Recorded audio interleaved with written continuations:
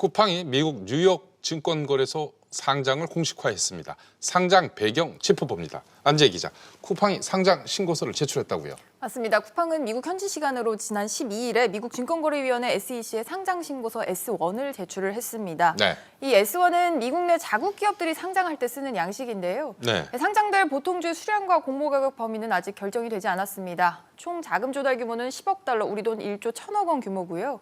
금융투자업계는 이르면 다음 달에 상장이 완료될 것으로 내다보고 있습니다. 안 기자, 쿠팡은 오래전부터 미국에 상장할 계획을 밝혀왔었죠? 맞습니다. 이 처음 얘기가 나온 게 벌써 10여 년 전입니다. 김범석 쿠팡 이사회 의장은 지난 2011년에 2년 내에 나스닥에 상장해서 세계로 도약하겠다 이렇게 밝혔습니다.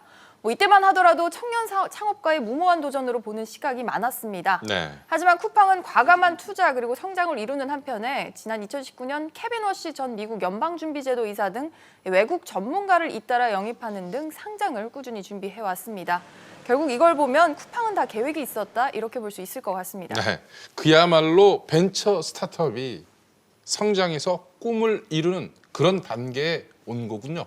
그렇습니다. 홍남기 부총리 겸 기획재정부 장관도 이를 두고 한국 유니콘 기업의 쾌거다 이렇게 평가를 하면서 환영을 했습니다.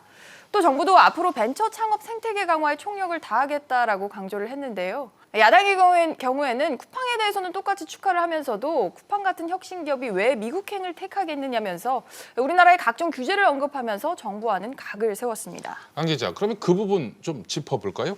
쿠팡은 왜 우리 증시가 아닌 미국 증시를 택한 겁니까? 우리 투자자 입장에서는 아무래도 좀 아쉬운 부분이 있을 것 같아요. 아무래도 그런 부분이 있는데요. 쿠팡의 모회사, 쿠팡의 LLC가 현재 이름은 쿠팡의 이제 INC인데 네. 이 INC가 미국에 있는 회사인 만큼 뉴욕 증시 상장은 당연한 선택이란 지적도 있습니다.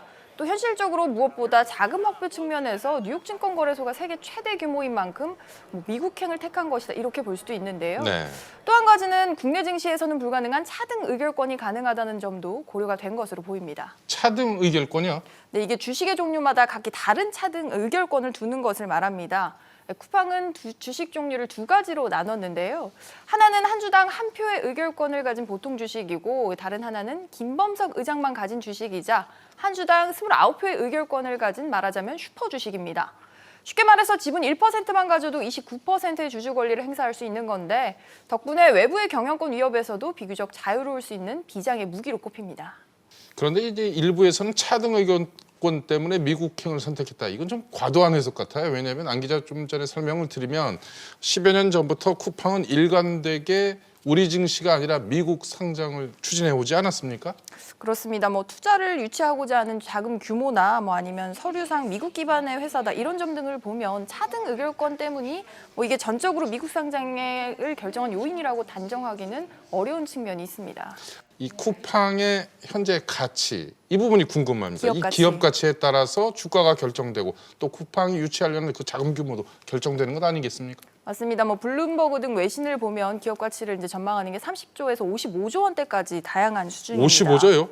네, 특히 미국 월스트리트 저널 같은 경우에는 쿠팡의 기업 가치가 500억 달러, 우리 돈으로 55조 4천억 원을 넘길 것으로 기대를 했는데요. 국내 한 증권사의 경우에는 쿠팡의 기업 가치가 궁극적으로 60조 원에 수렴할 거다 이런 예측을 내놓기도 했습니다. 55조 원, 60조 원 이런 숫자의 근거는 뭔가요? 현재 자체는 적자지만 매출이 빠르게 늘어나는 기업들, 그러니까 성장주 이런 기업들을 평가할 때 적용하는 주가 매출 비율 PSR이라는 지표가 있습니다. 네. 이걸 기반으로 쿠팡의 매출 수준을 아마존과 같은 동종 기업들 PSR에 대입을 했을 때 나온 수치입니다. 그런데 이 쿠팡의 성장성을 과연 아마존과 같은 반열로 볼 수 있을까요? 타당한 겁니까? 사실 아마존처럼 이커머스에서 수익을 못 내도 클라우드 서비스로 이제 보충을 하는 기업과 쿠팡은 다르다 이런 지적이 있습니다. 그렇기 때문에 한편에서는 60조가 좀 낙관적이다라고 평가를 하는 건데요. 더불어서 한편으로는 쿠팡이 이 정도 수준이라면 네이버와 같은 국내 다른 이커머스 기업들 역시 전반적으로 가치 평가를 다시 할 필요가 있겠다 이런 논란도 촉발을 하고 있습니다. 네이버의 경우에는 현재 시총이 64조 원, 카카오의 경우에는 44조 원 정도 수준입니다. 그렇군요. 그러면 안 기자가 보시기에는 쿠팡의 미국 증시 상장 흥행에 성공할까요? 현재로서는 흥행 가능성이 높아 보이지만 장담할 수는 없습니다. 쿠팡이라고 하면 자주 붙는 수식어 두 가지가 있죠. 혁신 기업, 하지만 만년 적자 기업. 네. 이번에도 쿠팡이 시장의 재무적 취약성에 대한 불안감을 얼만큼 해소할 수 있을지가 관건입니다. 더불어 앞서 말씀드린 차등 의결권 29배 역시도 시장은 과도하다는 지적도 있습니다. 보통 스타트업 IPO 때 창업자들이 10배 수준의 차등 의결권을 갖는 것과 비교하면 이게 좀 과한 수준이라는 평가인데요. 네. 앞서 글로벌 공유 오피스 위워크 같은 기업들도 창업자가 20배 이상 가치의 슈퍼 의결권을 요구했다가 논란이 됐고 결국은 다른 악재와 겹쳐서 상장이 무산된 바가 있습니다. 안 기자 하나 더 여쭤볼게요. 쿠팡이 미국의 나스닥이 아니라 뉴욕 증권거래소를 택한 이유는 뭔가요? 자금 부족 그리고 성장 가능성에 대한 시장의 우려를 조금 불식시키겠다 이런 의도, 이런 승부수로 볼 수가 있습니다. 사실 유동성이나 재무구조 등 면에서 나스닥보다는 뉴욕 증권거래소의 상장 요건이 더 까다롭습니다. 그럼에도 쿠팡이 굳이 뉴욕 증권거래소를 택한 건 나스닥보다 대규모 투자 자금 유치에 유리한 큰 판이라는 점이 고려된 것으로 해석됩니다. 이는 대규모 투자 자금의 필요성, 또 역설적으로는 흑자 전환에 대한 자신감이 결합된 것으로 해석할 수 있습니다.